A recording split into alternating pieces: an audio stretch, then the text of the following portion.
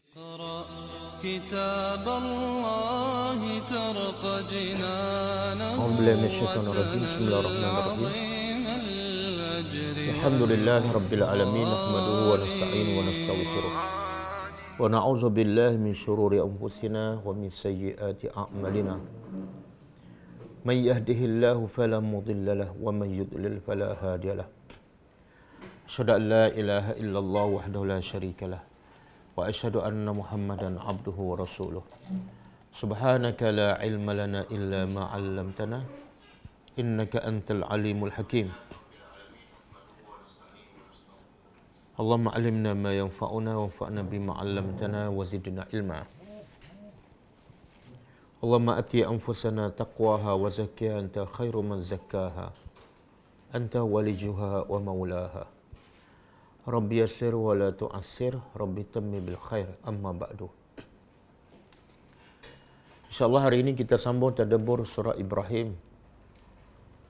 Dan kita sampai ayat yang ke-44. Antara pengajaran ayat yang lepas, setelah Allah menceritakan keadaan orang-orang kafir di akhirat,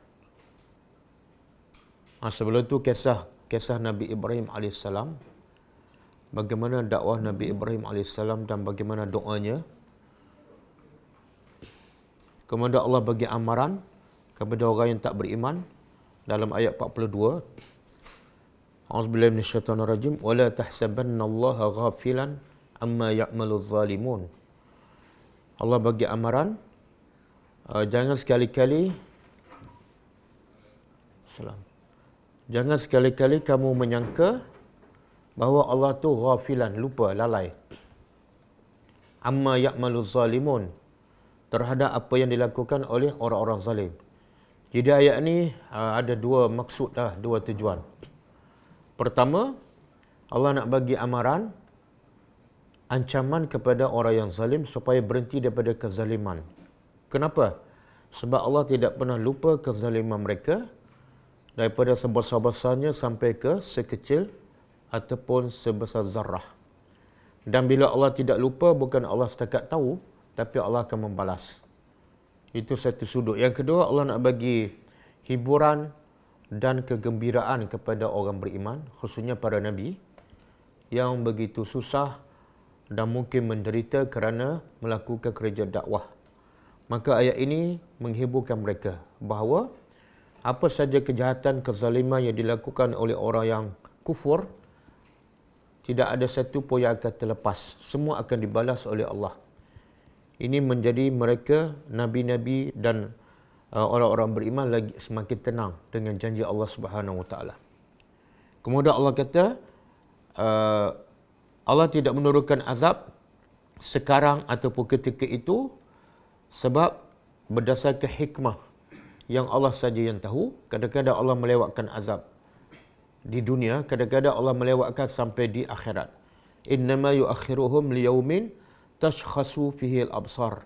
Allah melewatkan azab kepada orang yang zalim bila tu pada hari pandangan mata berpinar-pinar dan kepala mereka tunduk, kepala mereka mendongak sehingga mata mereka tidak berkelip dan hati mereka kosong. Dada mereka kosong, seolah tidak ada hati kerana terlalu takut. Kemudian ayat 44 Allah bagi tahu kepada Nabi Muhammad SAW supaya teruskan kerja utama Nabi. Jangan peduli kepada ancaman, ugutan ataupun kesakitan yang dikenakan oleh orang musyrikin kepada Nabi dan para sahabat. Teruskan kerja dakwah, iaitu wa anzirin nas yauma ya'tihimul azab. Teruskan peringatkan kepada manusia tentang azab Allah. Yang mana hari itu Allah bagi tahu orang-orang yang zalim, orang-orang kafir akan menyesal. Dan mereka akan sentiasa meminta kepada Allah supaya dia perlewatkan ajalnya. Sama ada ketika nak mati ataupun setelah mati mereka minta dikembalikan semula ke dunia. Untuk apa? Nujib da'wataka. Mereka berjanji yang sebenarnya Allah tahu janji mereka adalah bohong, iaitu mereka berjanji kami akan menyahut seruan Allah dan Rasul bila kami dikembalikan semula ke dunia. Wa nattabi'i ar-rasul, dan kami akan ikut Rasul. Kemudian Allah tempelak mereka, awalam takunu, kalau kamu berjanji untuk kalau dikembalikan semula kamu akan beriman, bukankah dulu semasa di dunia aksamtum, kamu telah bersumpah min qablu, sebelum ini, iaitu semasa di dunia, malakum min zawal. Kamu bersumpah masa hidup kat dunia bahawa kamu tidak akan, zawal tu makna berubah. Iaitu bila mereka mati, mereka akan kekal dalam kubur. Kalau hancur, hancurlah. Tak mungkin dipindah ke tempat lain ataupun dia hidup semula. Jadi keyakinan mereka bahawa lepas mati tidak ada kehidupan. Allah tempelak mereka. Bukankah dulu kamu sampai bersumpah bahawa kamu tidak percaya kepada hari kebangkitan? Okey, sampai situ kan. Kemudian ayat hari ini Allah nak bagi tahu mereka bila di akhirat besok mereka akan menyesal dan minta dikembalikan, tetapi Allah tidak makbulkan permintaan mereka sebab Allah dah tahu bahawa mereka kalau dikembalikan mereka akan balik seperti asal. Tapi ayat hari ini Allah beritahu apa punca. Apa punca mereka tak dapat hidayat? Adakah punca daripada Allah ataupun tidak cukup bukti? Ataupun punca daripada mereka sendiri? Kita tadabbur. A'udzubillahi minasyaitonirrajim. Wasakantum, dan kamu, sakantum kamu tinggal, kamu mendiami, kamu tinggal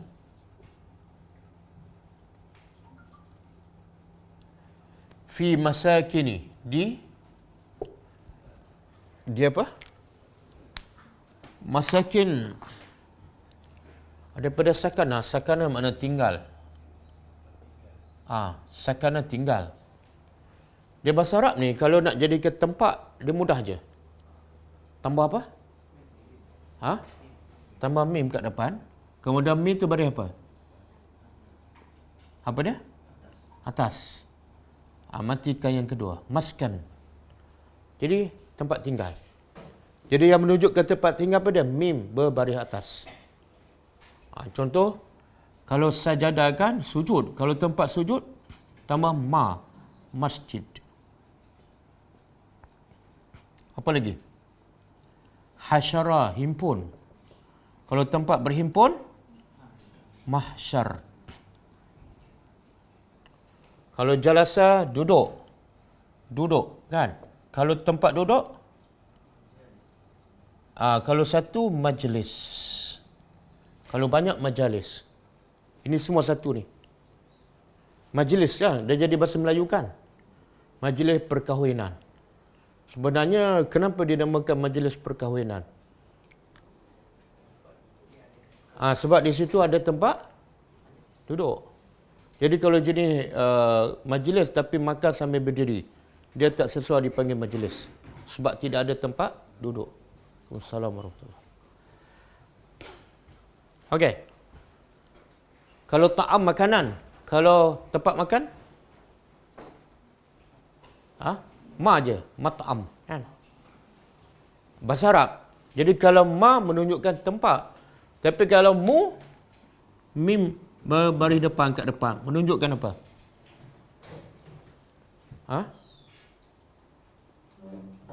Ma menunjukkan tempat. Kalau mu menunjukkan apa? Orang. Mana beriman. Kalau orang beriman, mukmin. Kalau aslam, dia telah Islam. Kalau orang Islam, muslim. Kalau falaha, berjaya. Kalau orang yang berjaya, muflih. Kan? Wa ulaika humul muflihun. Jadi kalau ma menunjukkan tempat. Kalau mu menunjukkan orang. Ada satu lagi.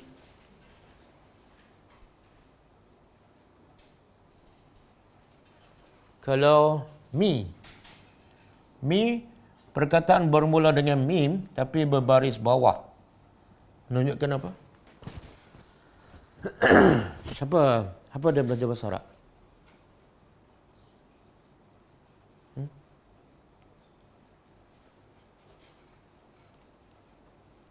Kalau kunci pada kunci. Miftah. Asal daripada perkataan apa tu? Fataha. Apa makna fataha? Buka. Kalau tempat buka, maftah. Kan? Kalau orang yang membuka, muftih. Kalau kunci, miftah. Kan? Miftah. Kalau penyapu, alat kan? Kalau mim berbaris bawah menunjukkan alat. Apa dia penyapu dalam bahasa Arab? Masa belajar tadika dulu. Tak ingat. Miknasah. Miknasah. Mi. Kalau pemadam ni? Tak ingat Ni kalau tanya bahasa Inggeris mesti boleh jawab ni. Mim sahah. Kan? Daripada masaha. Okey? Jadi bahasa Arab kalau ma menunjukkan tempat, kalau mu menunjukkan orang, kalau mi menunjukkan alat. Kalau mesin basuh, alat. Mirsalah. Okey. Jadi kalau maskan satu. Kalau jamak plural, masakin. Masakin. Masakin makna tempat-tempat tinggal. Okey. Allah kata apa ni? Kamu tinggal. Kamu ni makna orang-orang musyrikin, orang-orang yang kufur kepada Allah. Allah nak bagi tahu bila di akhirat mereka menyesal. Sedangkan dia di masa hidup kat dunia, bukti kebesaran Allah cukup banyak. Bukti kehebatan Allah dah ada depan mata mereka. Apa dia? Mereka tinggal di tempat-tempat. Allazina, orang-orang zalamu, mereka zalim.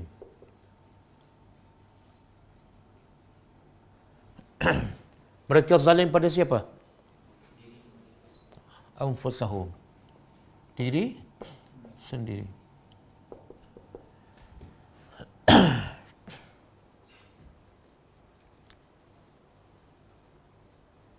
Boleh faham?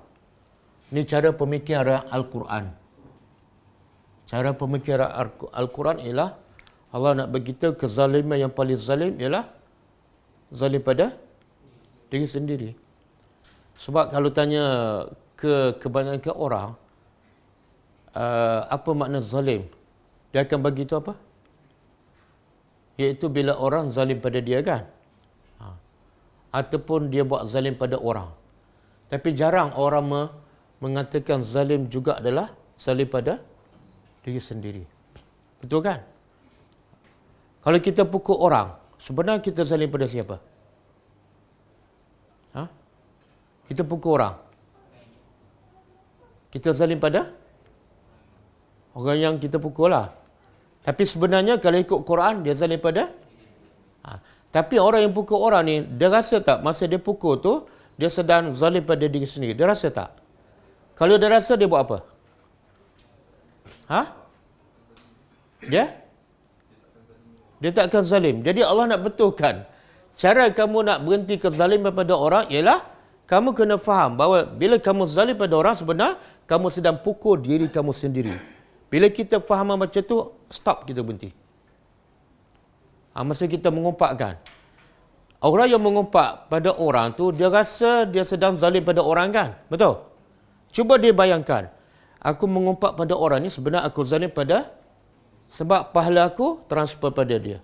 Dosa dia, kalau dia berfikir macam tu, dia akan berhenti tak mengumpat. Tengok Allah nak betulkan. Cara nak berhenti buat dosa. Iaitu, sedarlah apa saja kezaliman yang pada zahir kamu laku pada orang, sebenarnya kamu zalim pada diri sendiri. Sebab tu ada seorang sahabat, saya ingat Sayyidina Ali, dia kata apa?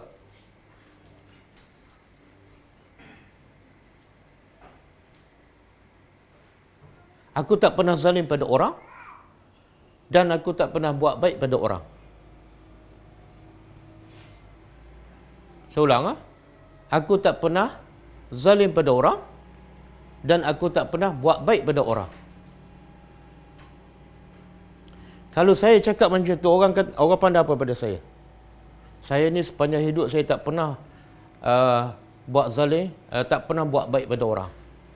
Dan tak pernah buat zalim kepada orang. Orang kata apa? Yang tak pernah buat baik pada orang kata apa pada saya?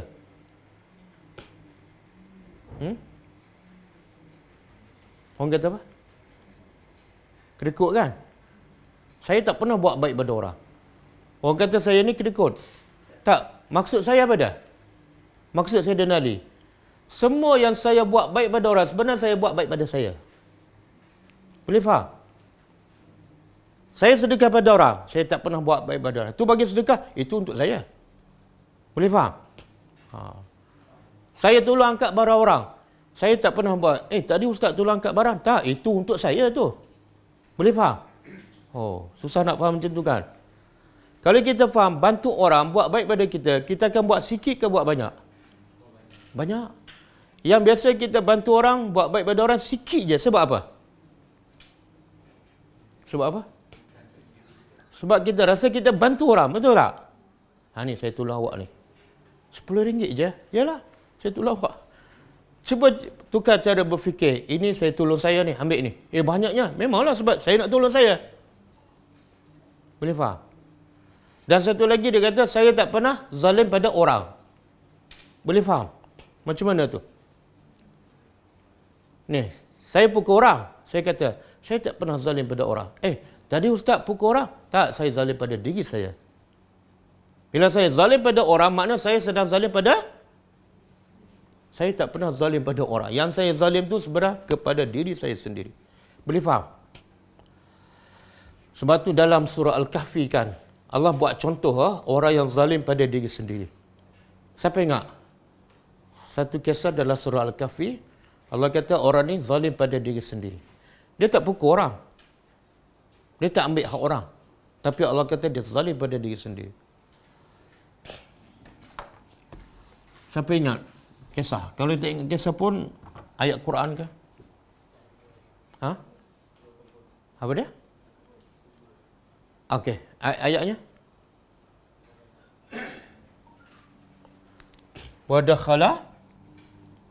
Wadakhala jannatahu. Sebelum tu dia kata apa? Dia kata, dia bercakap dengan kawan dia. Dia kata, ana aksaru minka malan wa a'azzu nafara. Betul kan? Ayat berapa? 34. Ana aksaru minka malan wa a'azzu nafara. Betul? Lepas tu?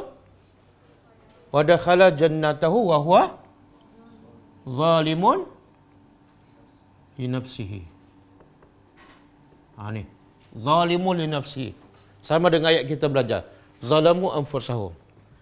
Sebelum tu dia cakap dengan kawan dia, ana aksaru minka malan. Aku lebih banyak harta daripada kamu. Dan aku lebih ramai pengikut, pekerja, staf, penyokong. Lepas tu, wah ke semua? Tak ada wah? Ada. Lepas tu, dakhala, dia masuk jannatu. Dia masuk apa? Kebun dia. Bukan kebun orang. Dia masuk kebun dia. Wa huwa zalimun li nafsi. Dalam keadaan dia zalim pada dirinya. Apa kezalimannya?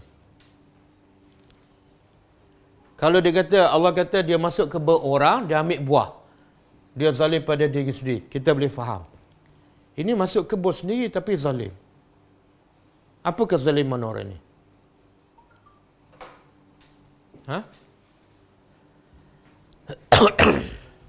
Apa dia?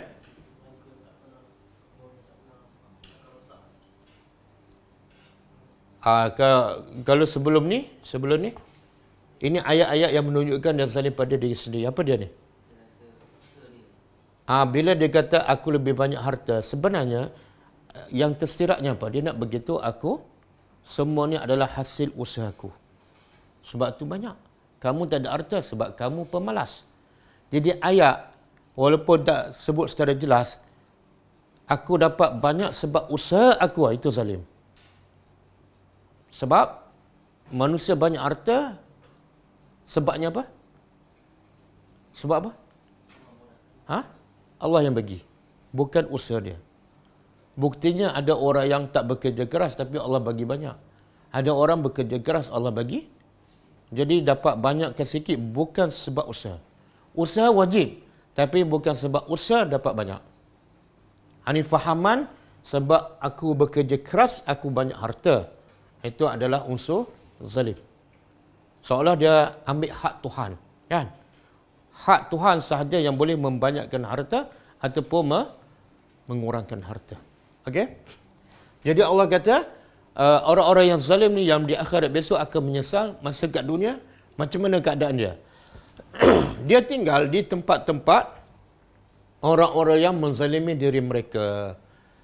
Siapa ni? Kamu ni Allah tuju kepada orang musyrikin Mekah. Kamu ni dulu masa kat dunia, kamu tinggal di tempat-tempat orang yang zalim pada diri mereka. Siapa?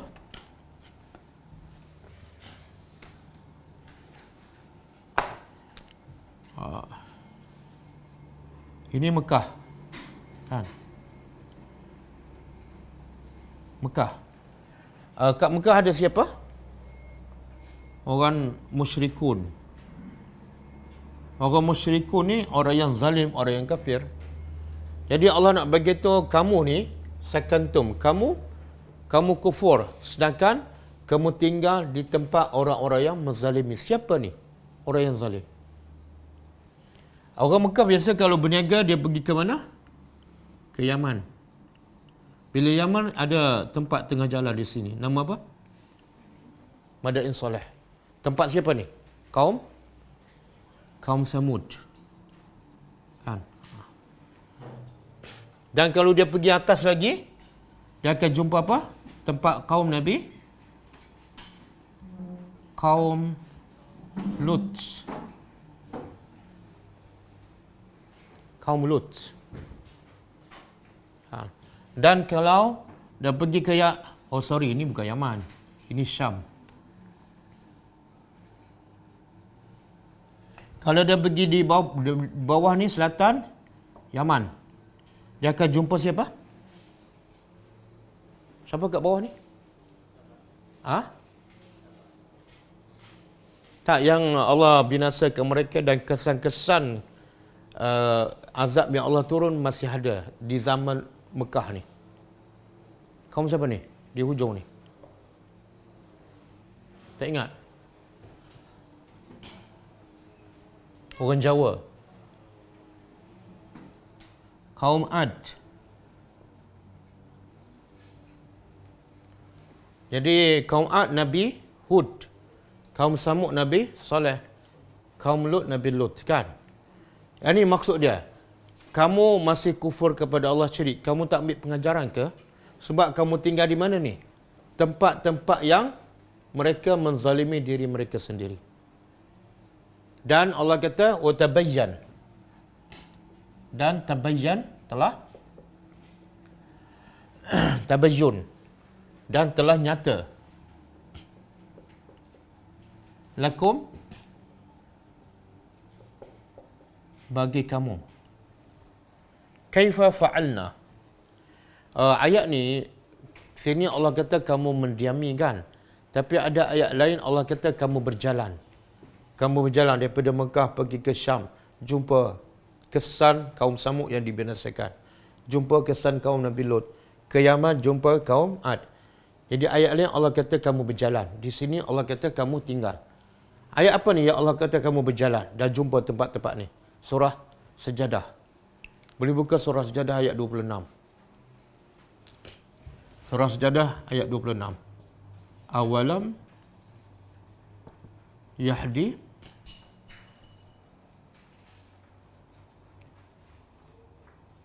apa dia?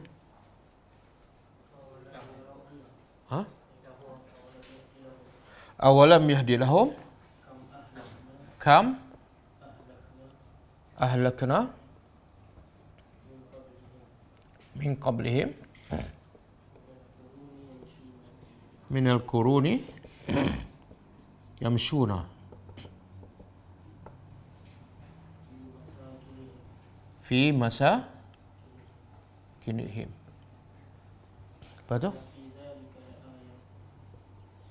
Inna fi zalika la ayat afala yasma'un. Okey, ini surah Sajdah ayat 26. Allah kata apa? Cuba kita tadabbur. Awalam yahdilahum, tidakkah kam ahlakna, berapa ramai yang kami telah binasakan sebelum mereka ni. Yang Allah binasa ramai, tapi yang orang Mekah nampak kesan 3 ni. Kaum Nabi Lut, kaum Samud, kaum Ad. Jadi Allah kata berapa ramai yang telah kami binasakan sebelum mereka, iaitu sebelum orang musyrikin Mekah. Semua itu tidakkah yahdilahum, membuka minda mereka untuk dapat hidayat. Minal qurun, daripada generasi-generasi yang lepas. Dan orang Mekah buat apa? Yamshuna, mereka berjalan. Berjalan di mana ni? Fi masakinihim. Berjalan ni. Daripada Mekah pergi ke Syam, jumpa sini. Kan? Daripada Mekah ke Yaman, jumpa kesan kaum Ad. Li'ila fi Quraisy. Ila fihim rihlatas syita'i was-saif. Kemudian Allah kata, inna fi zalika, sesungguhnya pada tempat-tempat kaum yang dibinasakan, la ayat, ada tanda-tanda kebesaran Allah. Afala yasma'un, kamu tak dengar ke? Kamu tak faham ke? Apa tanda kebesaran Allah di ini? Tempat kaum Samud, kaum Nabi Lut, kaum Nabi Hud. Apa kesan kebesaran Allah?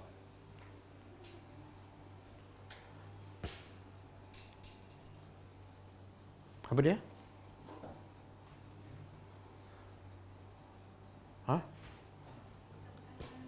Apa dia? Apa dia kebesaran Allah? Allah kata pada demikian tu ada tanda-tanda kebesaran Allah. Kalau kaum Samud Allah binasakan dengan cara apa? Apa dia? Fa amma samudu fa uhliku bitaghiyah. Kaum Samud ni terkenal dengan gagah perkasa, tapi Allah hanya binasa dengan angin. Hebat tak Tuhan? Kalau Allah nak binasakan kaum yang kuat, sepatutnya dengan senjata yang hebat, dengan para malaikat, tentera daripada langit. Tak. Allah tak perlu tu semua. Allah hanya perlukan angin. Angin yang lembut ni. Daripada kipas keluar angin. Tapi boleh binasakan kaum Samud. Kalau kaum Ad, kaum Samud dengan pekikan, dengan suara je. Kalau kaum Ad, Allah angkat dia di udara dan Allah pusing selama 8 hari 7 malam. Kan? Dengan apa Allah angkat? Dengan jentera berat? Bukan. Dengan angin je. Kemudian berpusing tanpa henti 8 hari 7 malam. Itu menunjukkan ayat tanda kebesaran Allah. Kalau kaum Nabi Lut, Allah jadikan apa? Allah terbalikkan. Subhanallah. Tapi semua tu bagi orang yang berfikir sahaja. Okey. Jadi Allah tegur orang musyrikin Mekah. Kamu tinggal tempat-tempat macam ni, kamu berjalan, tengok setiap hari depan mata kamu. Kenapa kamu masih belum mengambil pengajaran? Okey, kemudian Allah kata, wa tabayyana, telah nyata bagi kamu kaifa, bagaimana fa'alna, kami lakukan bihim, dengan mereka. Bagaimana kami binasakan kaum Samud, kaum Ad, kaum Nabi Lut, wa darabna, dan darabna kami buat bagi kamu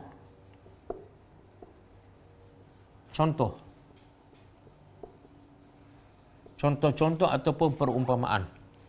Maksudnya dalam Quran banyak tak Allah buat perumpamaan? Banyak. Pasal yang kita belajar semalam kan, pasal nyamuk, pasal lalat, pasal laba-laba, pasal keldai. Banyak Allah buat contoh.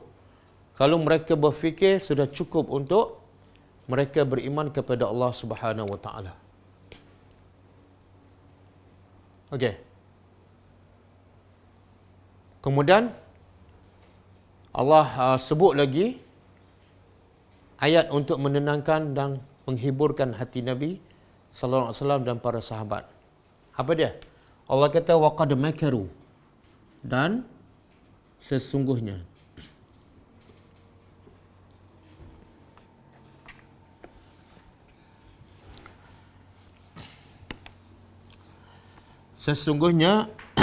makaru. Apa makna makaru?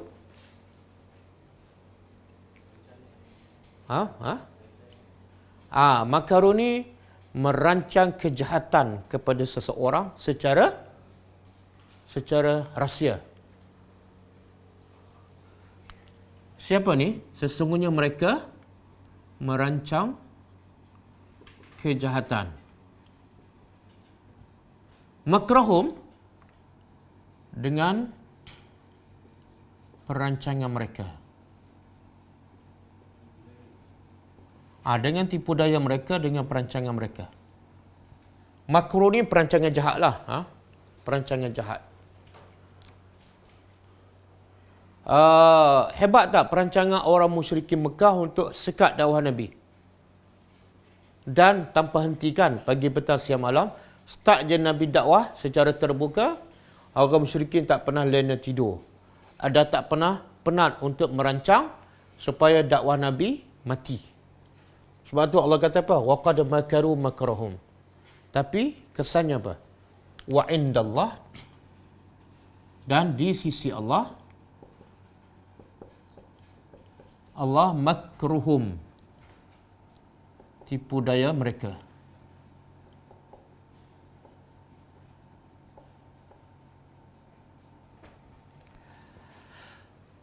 Apa maksud ni?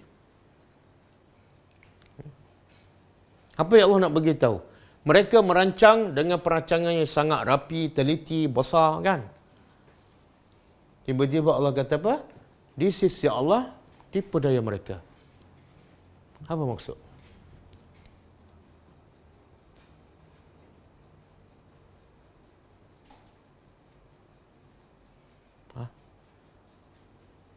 Siapa boleh bagi?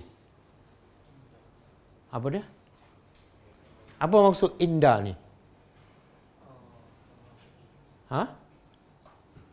Mana Allah kata mereka merancang dengan satu perancangan yang hebat, teliti kan? Kemudian Allah kata perancangan mereka di sisi Allah. Makna apa? Allah yang bagi makbul tak? Allah? Yang bagi kuasa jadi rancangan tu jadi tak? Tapi indah ni ada maksud. Indah tu di sisi. Indah, satu tafsiran ialah iaitu indah ni dari segi ilmu. Iaitu semua perancangan mereka dalam ilmu Allah. Semua perancangan mereka dalam ilmu Allah. Tapi kenapa Allah tak sebut ilmu? Indah ni makna di sisi Allah. Macam ni, saya bagi contohlah. Kalau semua orang merancang kejahatan kepada saya, dan saya ni katalah saya ketua polis kan. Saya kata apa? Perancangan awak ni daripada A to Z semua dalam poket saya. Apa maksud? Apa maksud saya nak bagi kepada dia? Tak akan berjaya. Dan dia akan menjadi takut. Boleh faham? Jadi satu, Allah nak bagi amaran pada orang musyrikin, kamu rancanglah apa-apa pun. A to Z kan? Tapi semua ada dalam poket aku. Dan bila Allah tahu, sama tak dengan kita tahu? Kalau kita tahu perancangan musuh, apa kita boleh buat? Kita pula orang biasa kan? Tak boleh buat apa. Tapi kalau Allah tahu, Allah boleh tak menyekap, menghalang, membinasakan? Boleh tak? Kan? Satu. Jadi satu ayat ni memberi amaran pada orang musyrikin. Cukuplah. Berhenti. Yang kedua, menghiburkan Nabi dan orang beriman. Macam mana ayat ni boleh menghiburkan Nabi dan orang beriman? Macam mana?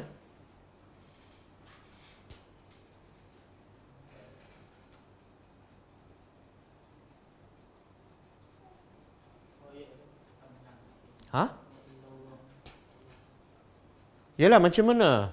Kita nak faham. Satu ayat ni memberi amaran pada orang kafir. Bila mereka faham, kalau mereka tadabbur, mereka akan rasa gerun. Bagi Nabi dan sahabat pula, ayat ni satu hiburan kepada mereka. Soalannya, macam mana ayat ni boleh menghiburkan Nabi?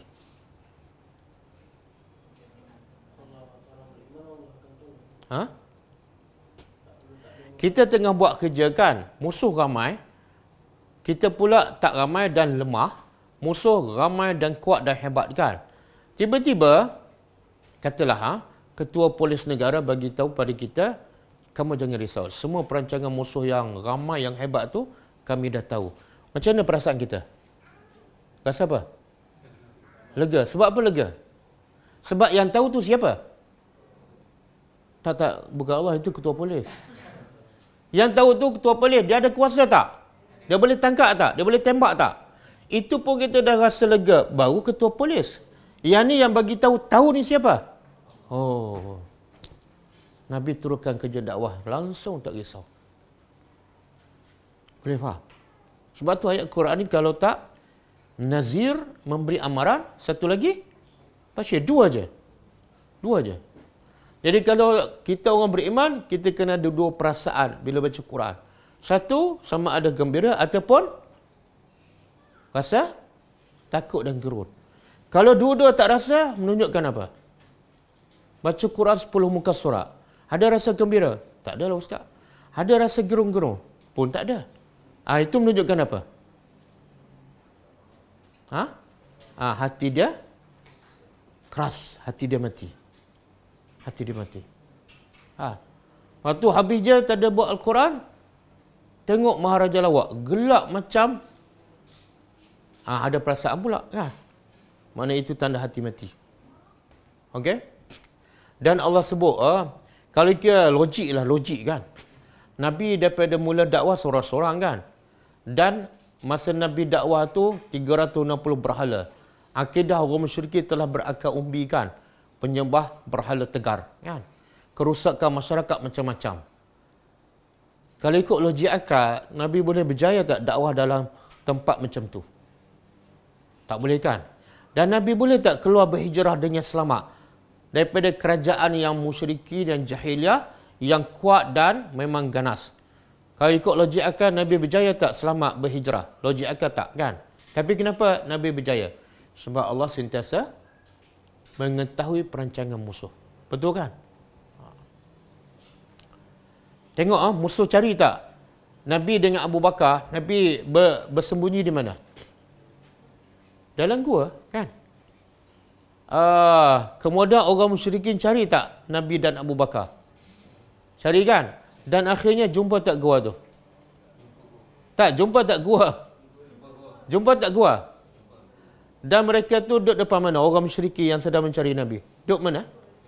Depan pintu gua. Abu Bakar nampak tak kaki mereka? Setelah mereka cari 3 hari, dah jumpa gua. Depan dah. Abu Bakar dengan Nabi selangkah aja. Tapi mereka dapat kesan tak Muhammad? Kenapa? Wa indallahi makruhum. Boleh? Jadi tugas kita apa dia? Tugas kita berdepan dengan musuh apa dia? Dia attack perancangan dia ke ataupun kuatkan strategi kita? Boleh faham? Ni Nabi kalau duk fikir pasal perancangan musuh setiap hari, agak-agak dakwah berjalan tak? Tak. Sebab tu Allah kata apa? Kisah Nabi Nuh. Allah kata apa? Kepada kaum Nabi Nuh. Wa makaru. Ingat. Wa makaru makran. Surah Nuh. Saya tengok ayat keberapa. Muka surat yang terakhir. Wa makaru makran kubara. Ada? Ada? Surah Nuh. Page yang terakhir daripada surah Nuh. Berapa? Ayat 22. Surah Nuh ayat 22. Tengok, dengan Nabi Nuh berdakwah selama 950 tahun. Kemudian yang beriman hanya 70 orang kan? Makna majoritinya tak beriman. Dan Allah kata lagi, wa makaru makran kubara. Apa makna? mereka merancang tipu maslahat dengan makran kubara, perancangan yang besar dan hebat. Tapi akhirnya mereka berjaya tak?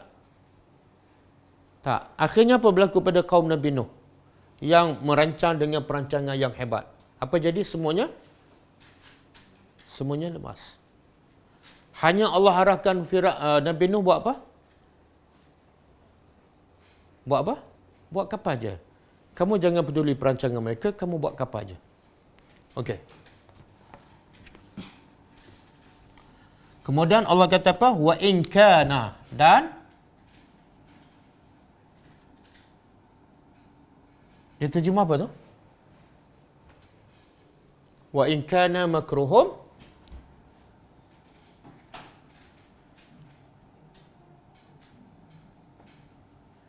saya terjemah maksud dia, tidaklah makruhum, perancangan jahat mereka,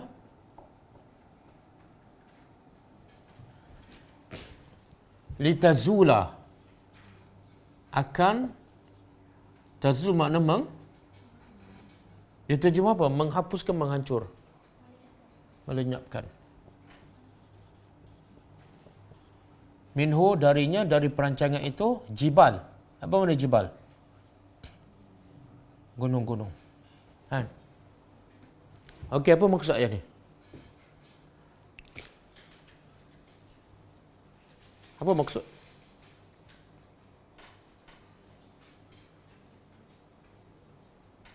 Ada tiga, dalam ayat 46 ni ada tiga potongan. Satu, Allah kata mereka merancang dengan perancangan jahat yang hebat. Satu. Yang kedua, semua perancangan mereka tu dalam ilmu Allah. Yang ketiga, perancangan jahat mereka walaupun hebat macam mana tak boleh tak boleh apa? Menghancurkan. Apa maksud dia? Ini contoh ni. Wa darabna lakum al-amsal. Allah banyak buat contoh dalam Al-Quran supaya kita berfikir. Supaya kita ambil pengajaran daripada contoh ni. Benda ni tak nampak. Maka Allah supaya kita nampak, supaya kita faham, Allah buat contoh dengan benda yang nampak. Okey. Perancangan jahat mereka nampak tak? Nampak tak? Tak. Kekuatan Nabi dan para sahabat pun tak nampak kan? Sekarang Allah buat contoh nampak. Iaitu gunung. Gunung ni sebenarnya sebagai apa? Apa dia? Perancangan jahat mereka walaupun hebat tak boleh menghapuskan gunung.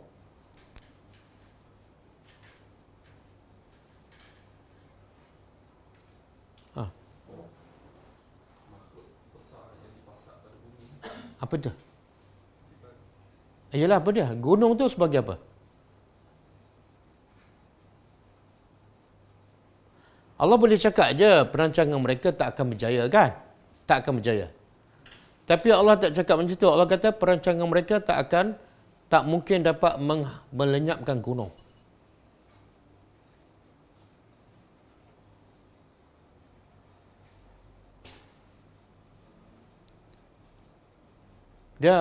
Saya pernah beritahu kan, dia sahabat Nabi, bila dia baca contoh-contoh dalam Quran dan dia tak faham maksud contoh tu, apa reaksi mereka?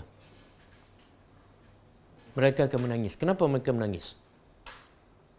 Sebab Allah begitu dalam surah Al-Ankabut, tidak ada orang yang faham contoh kecuali orang yang berilmu saja. Bila mereka tak faham, mana mereka masih jahil.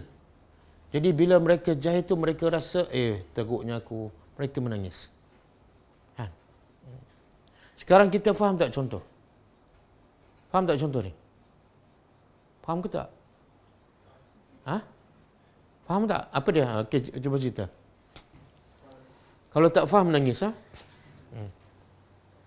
orang sehebat mana pun, banyak mana pun. Jadi semua itu dalam pengetahuan Allah. Gunung ni. Ni ada gunung ni.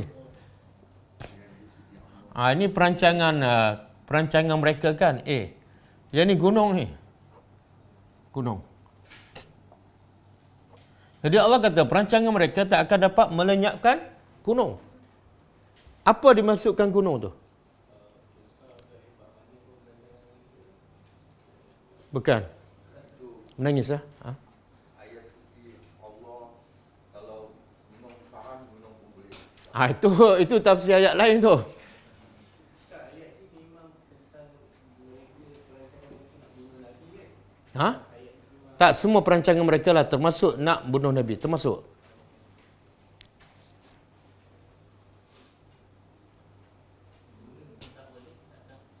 Apa dia?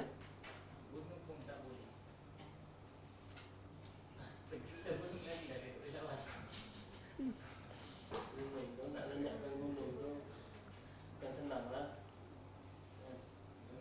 Tapi Bukan senang tu macam boleh je. Ayat ni Allah nak bagi tahu perancangan mereka tak boleh melenyapkan gunung.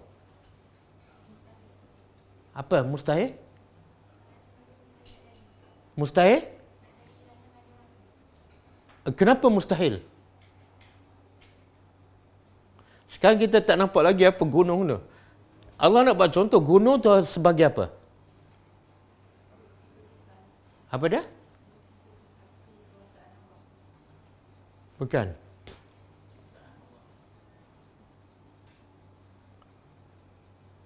Okey. Sebenarnya gunung ni Allah nak beritahu inilah iman Nabi dan para sahabat. Iman dan Nabi para sahabat sekukuh gunung. Bila iman Nabi dan sahabat sekukuh gunung, kamu perancangan macam mana pun kerja sia-sia. Kenapa Allah buat contoh gunung? Sebab gununglah satu-satu makhluk Allah yang tak akan rosak, gempa bumi ke, tsunami ke, betul tak? Pokok hancur, bangunan boleh runtuh. Tapi gunung tak. Kenapa? Sebab gunung ni batu yang paling kuat, paling pejah dan dia sebagai pemasak bumi. Kalau gunung dah bergegar dan rusak, itu tanda apa tu? Kiamat. Boleh faham? Allah nak beritahu iman Nabi dan para sahabat ni, kekuatan mereka macam gunung lah. Jadi perancangan kamu ni kecil je. Jadi satu perkara mustahil kamu dapat mengalahkan Nabi dan para sahabat. Ada bukti tak? Ada bukti. Sebenarnya Allah bukan nak beritahu iman Nabi dan para sahabat saja. Iman semua para Nabi. Kita tengok sejarah yang lepas-lepaskan Ibrahim, Nabi Nuh, Nabi Musa, Nabi Isa kan. Semua sekali. Akhirnya siapa yang menang? Nabi dan orang yang beriman. Dan akhirnya musuh yang hebat, yang ada kerajaan, yang ada bala tentera, sehingga Firaun pun hancur. Betul kan? Kalau tengok Musa dengan pengikut dia dengan Firaun, mana lebih kuat? Firaun ada kerajaan sehingga Allah kata Zil Autad. Kerajaan yang kuat, tentera yang begitu ramai dan terkuat ketika itu. Tapi Musa tak ada apa-apa, ada pengikut je. Kerajaan tak ada, tempat tinggal pun tak ada, jadi buruan. Tapi akhirnya perancangan Allah melalui Nabi Musa akhirnya menang. Dan perancangan Firaun akhirnya kalah. Jadi di sini sebab ayat yang tersirat di sini Allah nak beritahu apa? Bila kita berdepan dengan musuh, apa dia? Jangan hirau pada perancangan musuh, tapi kuatkan iman kamu. Kalau kamu ikut perintah Allah, kamu jadi orang beriman, jangan tengok pada perancangan musuh. Allah, apa yang Allah janji, Allah akan tolong kita bila? Bila Allah akan tolong kita? Dalam surah Muhammad kan ayat 7. In tansurullah yang surkum wa yusabbit aqdamakum.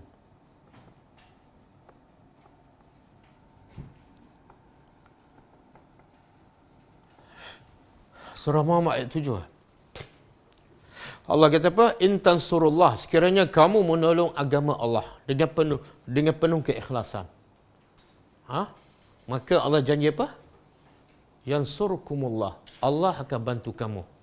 Dan bila Allah bantu kamu, kamu seumpama gunung. Tak mungkin perancangan musuh dapat melenyapkan gunung. terjemahan Apa? Dia kata kalau kat sini terjemahan yang biasa ni, Hmm. dia kata sedang di sisi Allah ada balasan bagi rancangan jahat mereka, walau rancangan jahat mereka itu dapat melenyapkan gunung-gunung. Ustaz, tidaklah. Jadi dua maksud Entah? Sama sini? Ha. maksud perancangan diorang tu dapat melenyapkan gunung. Jadi terjemahan ni jadi kita orang tak boleh jawab. Itu, sebab terjemahan itu tak boleh jawab kan?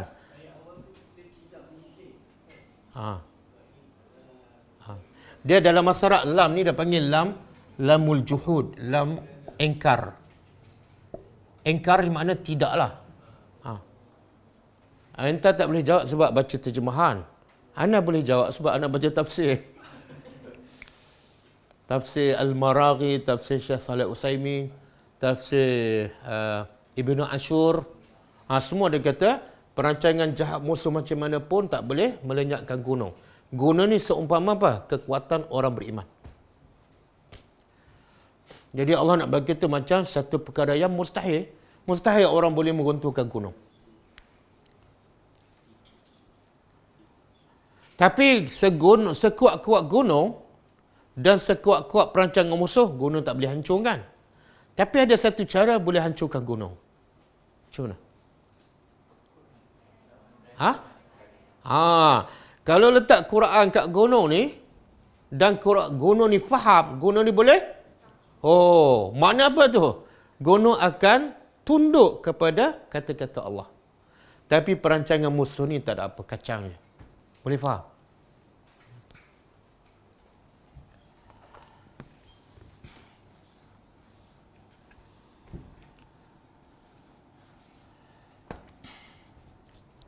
Okey, fala tahsabanna.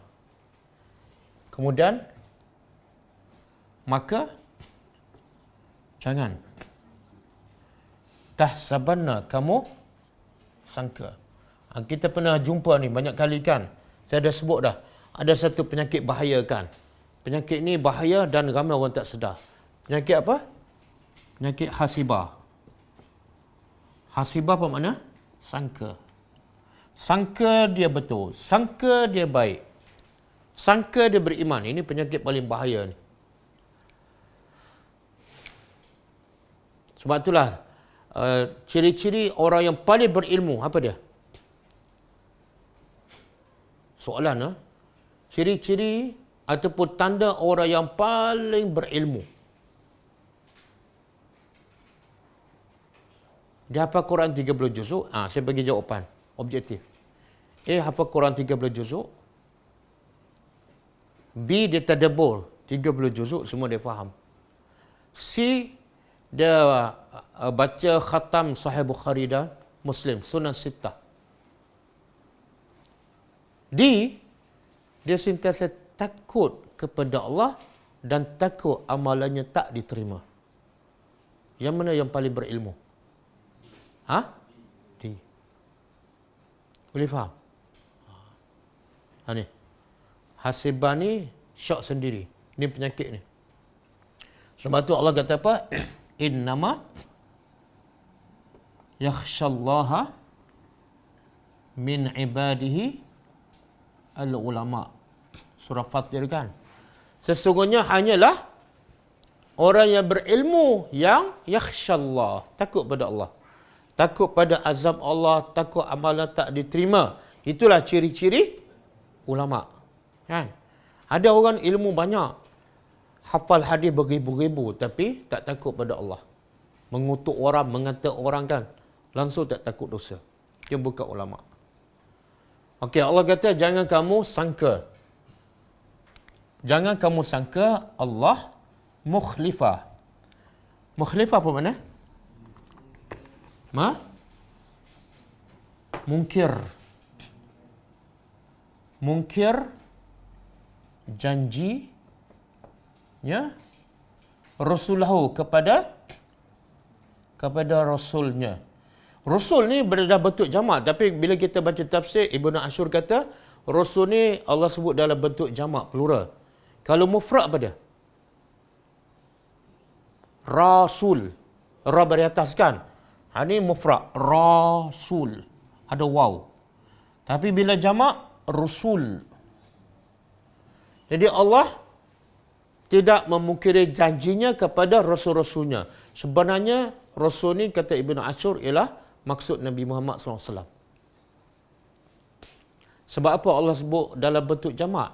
Sebab Nabi ni sebagai rasul penutup dan mewakili semua para rasul. Okey? Allah tidak pernah mungkir janjinya. Apa janji Allah pada rasul? Apa janji Allah pada rasul? Apa dia? Memberi kemenangan. Kan? Kalau kita tengok semua rasul yang lepas, ada tak yang kalah? Kalah ni bukan makna, menang tu bukan makna mesti ada kerajaan, tak. Bukan mesti ada kerajaan. Nabi Ibrahim tak ada kerajaan. Tapi menang ni makna akhirnya musuh ataupun kaum mereka yang kufur dibinasakan oleh Allah. Kan? Dan termasuk Nabi Muhammad. Akhirnya Nabi Muhammad menang tak? Nabi Muhammad sampai bentuk kerajaan dan sampai dapat patah balik ke Mekah dan rampas balik kota Mekah. Jadi Allah kata Allah tak pernah memungkiri janji. Sunnatullah. Ketetapan Allah apa dia? Siapa yang beriman pasti akan berjaya. Siapa yang tak beriman, tak mungkin dia selamat. Mesti akan diazab oleh Allah Subhanahu Wa Taala. Kenapa? Allah bagi kita sebab. Kenapa Allah tak mungkir janji? Manusia biasa tak mungkir janji. Biasa. Tapi Allah tak mungkin. Sebab apa? Sebabnya Allah bagi tahu.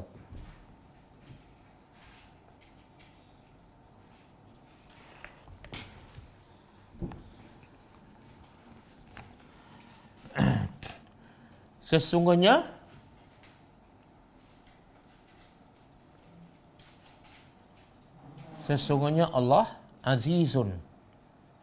Azizun makna perkasa. Kemudian Zuntiqam, mempunyai apa? Mempunyai kuasa untuk membalas. Kuasa untuk membalas.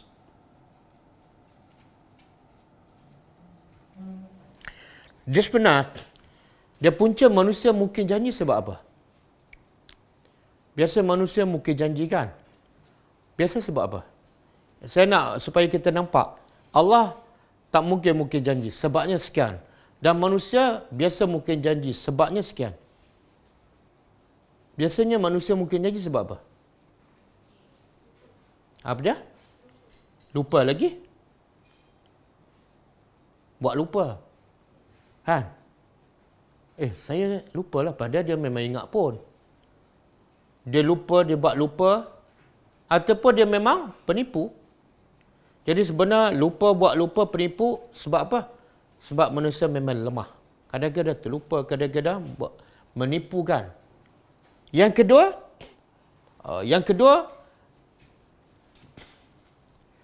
sebab pertama manusia tak tepat janji, pertama sebab manusia suka menipu.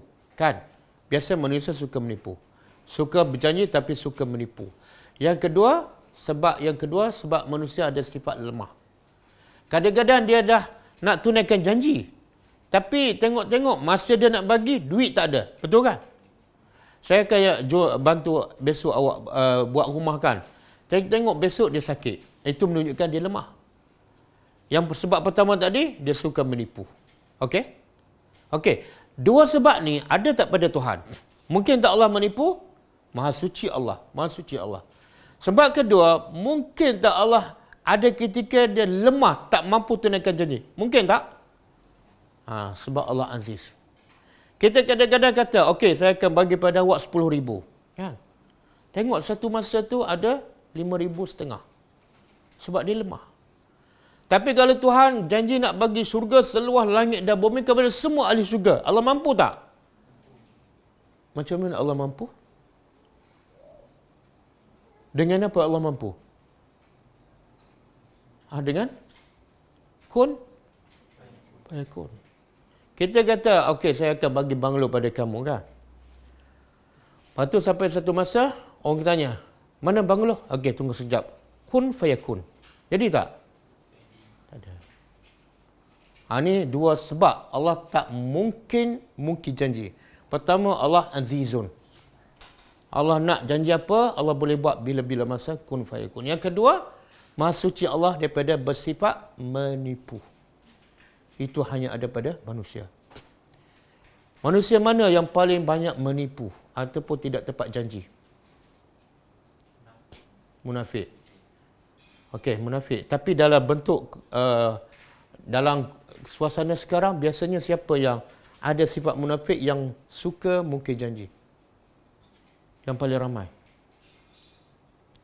Siapa? Betul. Tepat jawapan 100%. Kenapa orang politik suka berjanji? Sebab nak undi. Betul. Bila nak undi, kena janji. Sama juga ada yang travel agent kan, yang suka bawa orang pergi haji umrah. Suka berjanji tak? Hotel paling dekat, makanan best kan. Lepas tu bila tak dapat, kena sumpahkan jemaah kan. Dia kata, sabarlah, kita nak buat haji ni kat Mekah. Betul tak? Dia ada senjata dia untuk tepis tu. Okey? Okey, Alhamdulillah kita dapat tadabbur 3 ayat. Bila kita tadabbur 3 ayat, kita faham, ada rasa apa tak? Rasa bahagia, rasa gembira, ataupun rasa takut, ataupun rasa mengantuk. Ada rasa apa? Azhar, ada rasa apa-apa? Tak risau lah kan. Tak risau pasal apa? Sebab kerja Allah tak risau lah. Sebab apa tak risau? Janji Allah. Satu, tak risau. Bila tak risau, kesannya apa?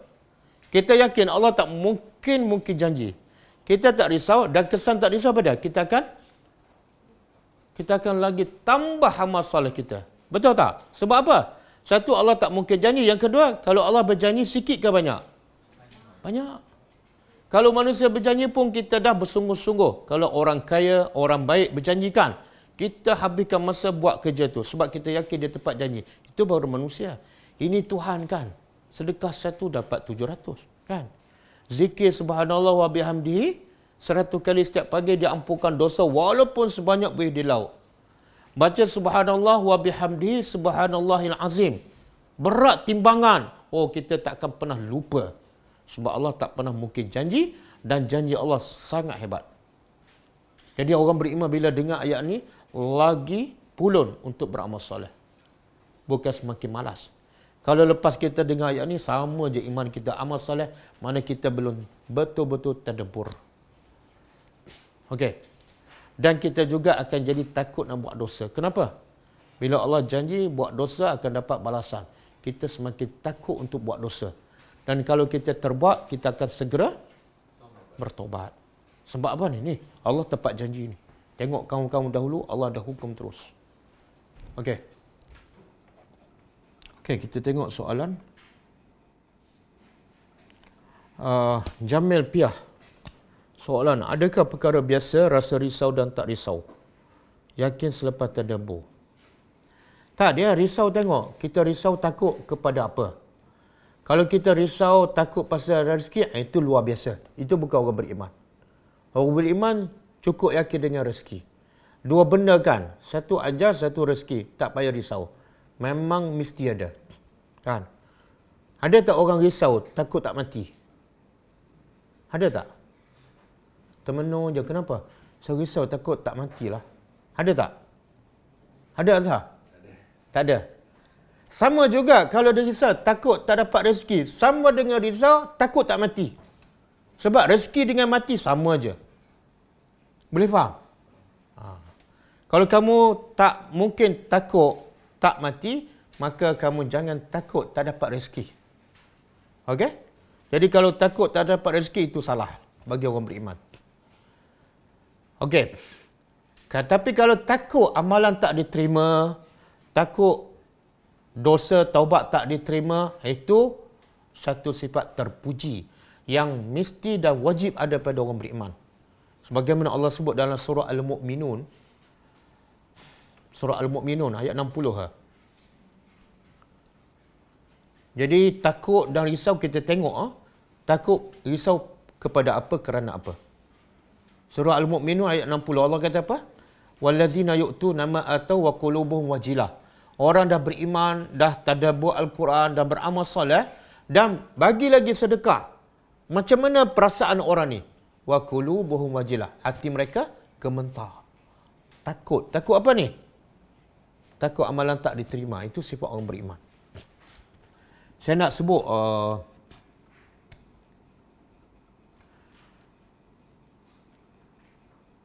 kata-kata apa ni? Para sahabat dan salafus soleh yang menunjukkan orang beriman sentiasa takut. Tapi takutnya ialah amalan tak diterima, takut pada dosa. Okey, saya nak sebut antara kata-kata mereka. Pertama, kata Syekhul Islam Ibn Taymiyah, dengar, orang yang berbahagia adalah orang yang merasa khawatir terhadap amal-amalnya kalau itu tidak ikhlas kerana Allah. Orang bahagia siapa? Takut amalan tak diterima. Ramai tak orang perasan amalan dia dah okey? Ramai tak? Senyum je. Kenapa senyum? Saya baru sudah solat. Baru balik Mekah. Bahaya tu. Itu dia panggil apa? Syok sendiri. Syok sendiri. Bila balik Mekah je muka berkerut je. Kenapa ni? Kan kamu baru balik Mekah. Itulah takut-takut umrah saya tak diterima. Ini kata Syekhul Islam Ibn Taymiyah, tanda-tanda orang bahagia. Sebab tu lepas solat kena buat apa? Apa makna istighfar? Bertaubat minta ampun kan? Bila kita minta ampun, kita bersalah tak? Okey, kan? Macam mana muka orang bersalah bila minta ampun? Ada tak kita minta ampun kepada suami ke, kepada isteri, kepada mak bapak ke? Senyum je gelak-gelak ada? Tak ada kan? Tapi ramai tak lepas bagi salam dalam solat sebut istighfar muka senyum? Ramai tak? Ramai tak? Pelik tak? Minta ampun tapi senyum. Jadi kalau minta ampun kena tunjuklah muka serius kan? Ini sambil-sambil astagfirullah, astagfirullah, astagfirullah. Lagi bukan minta ampun, itu main-main. Pernah tak kita minta ampun dengan minta maaf dengan suami? Bang, minta maaf buat salah semalam. Agak-agak suami maaf ke? Suami balin telefon adalah. Okey. Kemudian kata Ibnu Abi Mulaikah, dengar keadaan sahabat yang iman dia, amal soleh dia jauh lebih baik daripada kita. Kata Ibnu Abi Mulaikah, seorang tabi'in, aku telah bertemu dengan 30 orang sahabat Nabi. Dia sempat berjumpa 30 orang sahabat Nabi. Dan mereka semua ni, kata Ibnu Abi Mulaikah, mereka semua 30 sahabat ni takut ada sifat munafik dalam diri mereka. 30 orang yang dia jumpa, bukan 10 orang je rasa takut. Semua 30. Takut apa? Ada sifat munafik dalam diri mereka. Kita sahabat Nabi pun tak. Sahabat ulama pun tak kan? Tiba-tiba tak ada rasa risau pasal sifat munafik. Itu tak betul lah. Kemudian Masruq rahimahullah berkata, cukuplah, dengar. Kata Masruq rahimahullah, cukuplah menjadi tanda keilmuan seseorang, tanda orang tu berilmu, cukup dengan tanda ni je. Apa dia? Iaitu dia sentiasa merasa takut kepada Allah. Dan sambungan dia, cukuplah menjadi tanda kebodohan seseorang apabila dia merasa ujub dengan amalannya. Kenapa senyum ni? Lega, baru balik umrah. Tanda bodoh ke tanda cerdik? Tanda bodoh. Saya baru, alhamdulillah, setiap kali buat umrah, setiap kali pergi Mekah, dapat 7 kali umrah. Lega. Bodoh ke cerdik? Cakap je. Ini bukan kata saya, ni kata Masruq. Tanda kebodohan seseorang ialah dia merasa ujub dengan amalannya. Dengar. Dan Al-Hasan rahimahullah, dia menangis. Seorang ulama terkenal, Al-Hasan rahimahullah, dia menangis. Lalu orang tanya pada dia, wahai Abu Sa'id, apa sebab kamu menangis? Dengar jawapan dia. Aku menangis kerana kerana takut kalau Allah melemparkan aku ke dalam neraka dan tidak peduli nasib aku. Dia takut Allah lempar ke dalam neraka. Siapa ni? Orang berilmu, orang beramal, orang beriman. Sampai dia kata, Allah tak peduli pada aku. Begitulah keadaan orang yang beriman. Dan dengar, saya last kali kata Umar Ibn Khattab. Kata Umar Ibn Khattab. Dia kata apa? Seandainya ada seruan yang memanggil daripada langit. Wahai umat manusia, masuklah kamu semua ke dalam surga kecuali satu orang. Umar kata kalau di akhirat besok ada seruan. Okey, semua masuk syurga, kecuali seorang je tak boleh masuk. Kalau kita duduk kat situ, kita rasa seorang ni siapa?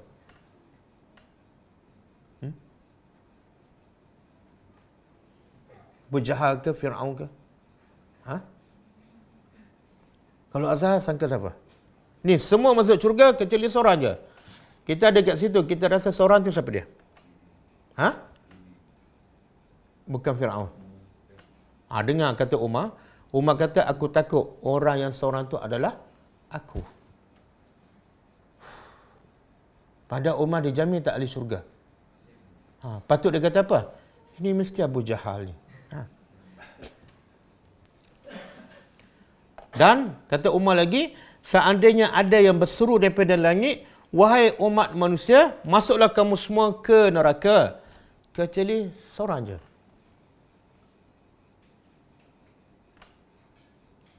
Umar kata apa? Aku harap yang seorang tu akulah. Boleh? Kalau kita kata apa? Ini mesti lim kiat siang ni.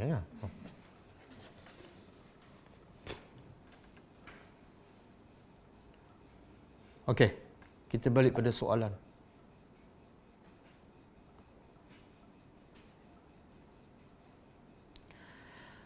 Soalan, bila kita baru nak berdakwah, nak beri peringatan, contohnya kepada jiran-jiran, baru start je mereka cuba alihkan topik lain. Maka, macam mana nak hadapi keadaan ni? Buat biasa je. Buat muka 10 sen je. Kita layan topik dia kan. Okey lagi sebab dia tukar topik kan. Dia tak tutup muka lagi. Kalau Nabi Nuh, kaum dia tutup muka kan. Dan tutup telinga. Kawan kita baru tukar topik. Bersyukurlah sebab dia belum tutup muka. Kan. Teruskan berkawan. Ustaz, ada hadis jika nak lihat agama, anak kamu lihatlah agama kawan-kawannya. Perlukah kita tegas tapis dan kenal dengan semua dengan kawan-kawan mereka ataupun sekadar nasihat sahaja? Okey, ada dalil lah. Nabi kata apa? Hadis sahih Nabi kata al-mar'u ala dini khalilihi. Seseorang itu akan ikut agama ataupun perangai khalil, kawan dia, kawan baik dia. Maka pesan Nabi apa dia? Falyanzur ahadukum man yukhalil. Maka hendaklah yanzur yang apa dia? Perhati dan pilih siapa kawan dia. Sebab dia akan terkesan dengan kawan. Maka jawapannya, perlu kita cek siapa kawan anak kita. Dengan siapa kan? Kadang-kadang lelaki berkawan dengan perempuan. Itu dah tak betul dah tu. Kadang-kadang lelaki sama lelaki pun kemungkinan tak betul kan? Takut apa? LGBT kan? Jadi wajib kita cek siapa kawan anak kita, ke mana dia pergi, berapa lama dia keluar, kena cek. Apa hukum berbela hamster? Hamster ni macam tikus ke? Kalau belum tadabbur Quran 30 juzuk, jangan belalah. Sebab umur pun tak berapa panjang dah. Ayat Quran pun banyak lagi tadabbur, belum tadabbur, kan? Dan bila kita tadabbur Al-Quran, ada tanggungjawab tak? Ada. Sebenarnya kita tak cukup masa nak bela hamster. Nak bela hati kita pun dah, kan? Nanti kadang-kadang hamster tu hati dia lebih suci daripada hati kita kan. Bukan tak salah, tapi keutamaan. Laibun. Hidup ni seronok. Kita bela hamster sebab apa? Sebab seronok. Itu dia panggil, Allah kata pada Quran, kehidupan dunia adalah laibun, main-main. Apa tujuan? Tak ada seronok-seronok. Itu laibun. Dia kalau agama, mesti ada tujuan. Dan tujuannya sampai ke akhirat. Ustaz nak tanya, selepas solat fardu, zikir apa yang mengikut sunnah Nabi yang betul? Zikir selepas solat fardu yang ikut sunnah Nabi, yang Nabi bacalah. Nak tahu, beli buku zikir pagi dan petang. Dalam buku zikir pagi petang ada zikir selepas solat fardu. Ada. Jadi kalau saya nak sebut pun panjang. Jadi beli je lah buku. Boleh kontak staf kita. Harga dia RM5 je. Untuk kita ikut sunnah Nabi. Ada 3. Satu zikir lepas solat. Yang kedua zikir pagi. Yang ketiga zikir petang. Jadi kalau beli dengan RM5 berboleh ya. Azan masa berbuka puasa. Macam mana kaedah nak jawab azan? Boleh ikut kaedah kelas Syarah Bulughul Maram Kitabus Salah. Kita itu pun dah lepas. Kita dah masuk bab azan dan cara nak jawab azan pun dah lepas. Boleh rujuk video pasal kitab Syarah Bulughul Maram. Dia secara ringkasnya Nabi kata, bila muazzin melakukan azan, jawablah sebagaimana muazzin sebut. Muazzin kata Allahu Akbar, kita kata Allahu Akbar, Allahu Akbar. Muazzin kata asyhadu an la ilaha illallah, kita pun kata sama je. Kecuali bila muazzin kata hayya 'alas salah, kita sebut la haula wala quwata illa billah. Hayya 'alal falah, la haula wala quwata illa billah. Kemudian Allahu Akbar sama. La ilaha illallah sama. Kemudian baca doa lepas azan. Wallahu a'lam.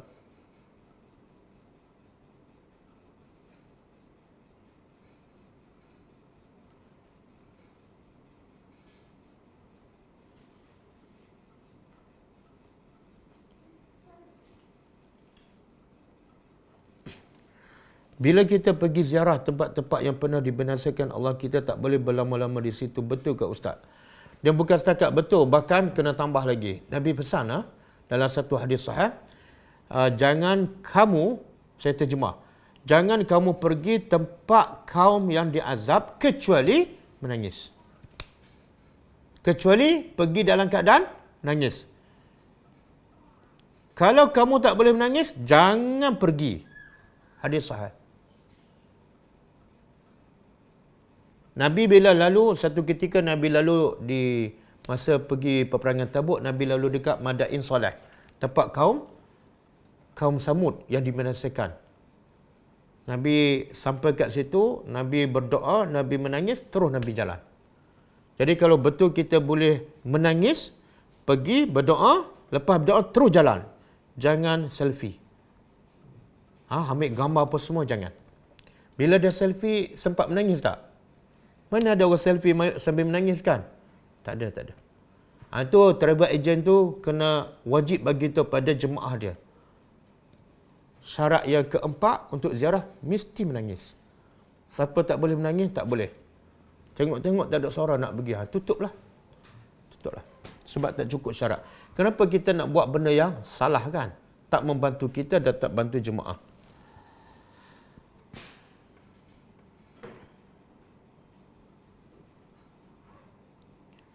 Hilangkan rasa risau dan yakin pada Allah.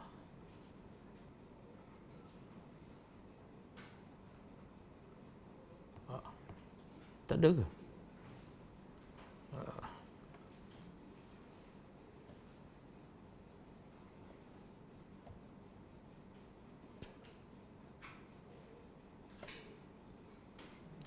Salam Ustaz, adakah kita akan merasa tertekan jika sentiasa rasa takut dengan dosa sekitar? Sepatutnya, orang beriman bila dia rasa takut dengan dosa, sepatut apa jadi? Dia akan terus bertaubat. Dia akan menjadi lebih baik. Kan? Orang takut pada dosa, bila takut pada sesuatu, kena hilangkan sesuatu tu. Baru hilang rasa takut. Kalau takut pada dosa, jangan buat. Kalau bila buat, terus bertaubat.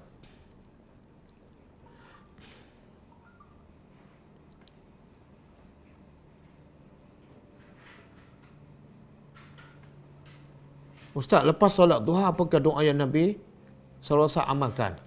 Lepas solat duha, sebenarnya tidak ada satu pun riwayat yang sahih yang menyebut ada doa khusus selepas solat duha.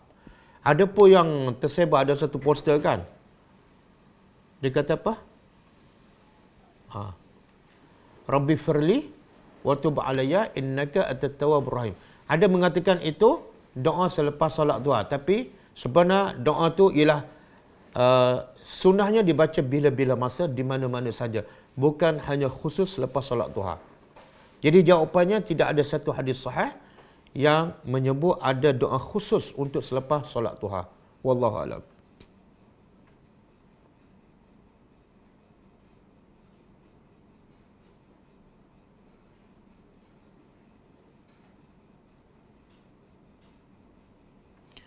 Dulu terfikir nak belajar berenang kat Laut Mati.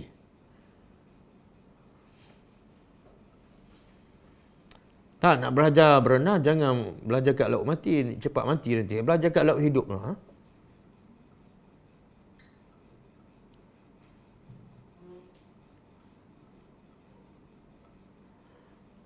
Bela kucing lebih kurang sama je. Isu dia bukan hukum dia haram, tapi hukum dia keutamaan, kan? Cuba bayangkan kalau Nabi bela kucing, kan? Agak-agak dakwah sampai tak kat Malaysia. Mana Nabi tak berdakwah ni? Duk bagi makan kucing, kan? Kucing pula ramai pula tu.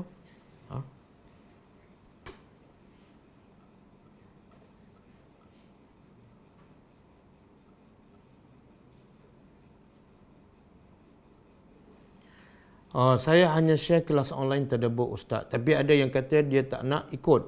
Apa harus dibuat? Relax. Jangan geram. Geram juga sebab rasa dia sombong. Tak, jangan geram.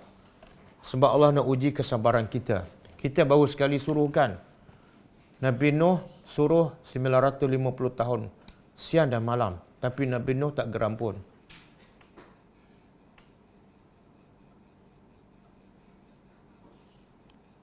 Hati apa tu Ustaz? Kata dalam bilik ada kolam. Itu boleh PM saya. Macam mana nak bagi hati selalu ingat Allah dan jangan lakukan perkara yang boleh melalaikan hati. Sebab kadang-kadang Ustaz kat office, kadang bila kita bercakap dan bergurau dengan kawan-kawan, kadang-kadang boleh datang lara. Dia ada satu kaedah yang paling berkesan lah. Supaya hati kita sentiasa ingat pada Allah. Kita tidak lara walaupun di mana kita berada. Apa dia? Kita hafal Al-Quran. Hafal Al-Quran. Banyakkan masa hafal Quran. Bila kita hafal Quran, banyak masa kita tidak akan terbuang. Sebab bila nak hafal, kena baca berulang kali. Lepas dah lancar, kena murajaah lagi. Kemudian bila kita dah lancar, kita boleh baca di mana-mana, kan? Dalam keadaan kita tadabbur, kita faham lagi seronok. Orang tengah bersembang, kita boleh buka Quran. Tak perlu baca kuat. Buka telefon, kan? Kita ingatkan apa yang kita baca. Betul? Pengalaman saya bila Quran kita hafal, banyak kita dapat elakkan daripada masa terbuang ataupun sia-sia. Kita akan ada kekuatan, insya-Allah. Ustaz, boleh jelaskan sekali lagi apa yang dimaksudkan masa solat jangan baca ayat yang tergantung? Tak, maksudnya ayat yang tidak lengkap lah. Ayat yang tidak lengkap, kan? Kadang-kadang dia baca separuh ayat, kan? Cerita tu tak lengkap ataupun maksud ayat tu tak sampai. Sebab tujuan Al-Quran diturunkan sebagai panduan. Bila panduan, ayat tu mesti lengkap. Cerita tu mesti lengkap. Kadang-kadang cerita tak lengkap, tapi setiap ayat tu ada maksud tersendiri. Itu dah okey dah. Wallahu a'lam.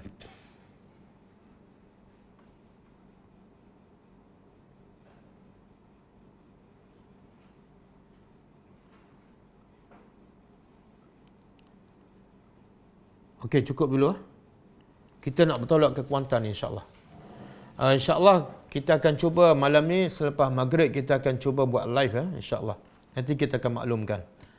Kita tutup dengan membaca tasbih kafarah. Subhanakallahumma wa bihamdika asyhadu an la ilaha illa anta astaghfiruka wa atubu ilaik. Assalamualaikum warahmatullahi wabarakatuh. اقرأ كتاب الله ترق جنانه وتنل عظيم الأجر والغفران.